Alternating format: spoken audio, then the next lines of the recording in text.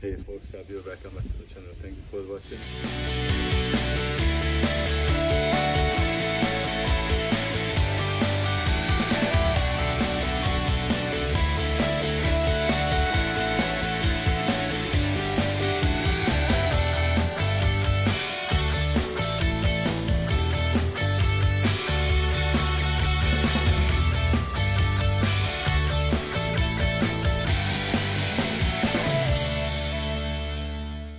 In this episode, I'm going to look at my Suzuki Gsx600f from 93, 96 combo, aka the daily ride. So I did find something new what I'm gonna install on the bike, which is a heated grips. This model is specifically for this bike, for the right sizes for diameters and length for the bike. And this is with 7 functions, actually 7 settings. It has 7 different levers, so I'm really excited about it. At the winter period, it's really useful to keep your hands warm.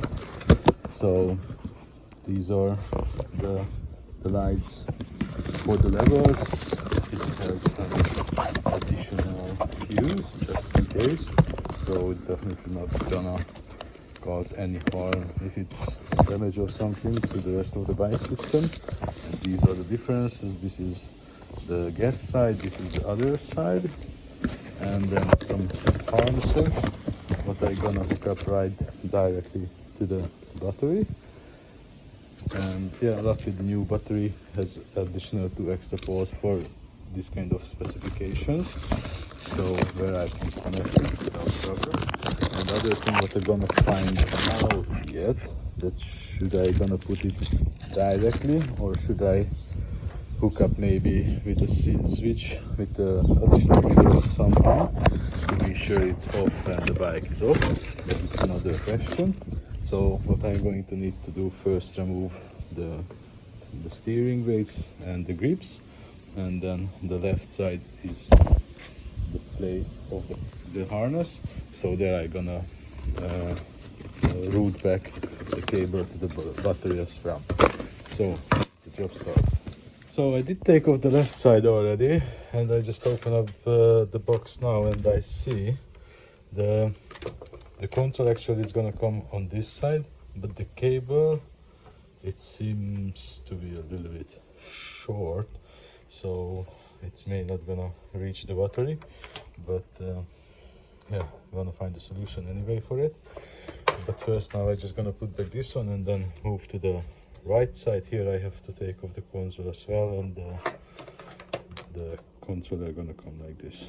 So let's put on this side. So this side is complete already. It looks good. The cable I'm gonna connect to the switches. I'm gonna take underneath. And now I'm on the right side. Here's a little bit different because of the gas cable connection. So that means I have to peel this one off, and this one gonna go on to the handle itself. I'm gonna try to apply some heat. Probably that adhesive gonna lose up, and then it's gonna make my life easier. Well, unfortunately things are not going easy than I thought, and it's not entirely exact match because these points are holding on the grip, and the inner diameter is only for this plastic, which I'm not really happy with, so it cannot slide on, unfortunately. But luckily I have found a spare one, so I'm gonna try to modify this one. I hope I'm gonna succeed, and then try to these grooves, these bumps cut off or grind off, and then hope it's gonna work. Wish me luck. Luckily the plastic was really soft, and with some additional heat it was I was able to cut them off, and now it should fit. Yes, it looks weird, but it's on. Now it seems I have to apply some glue because now it's rotating too much. And ta-da!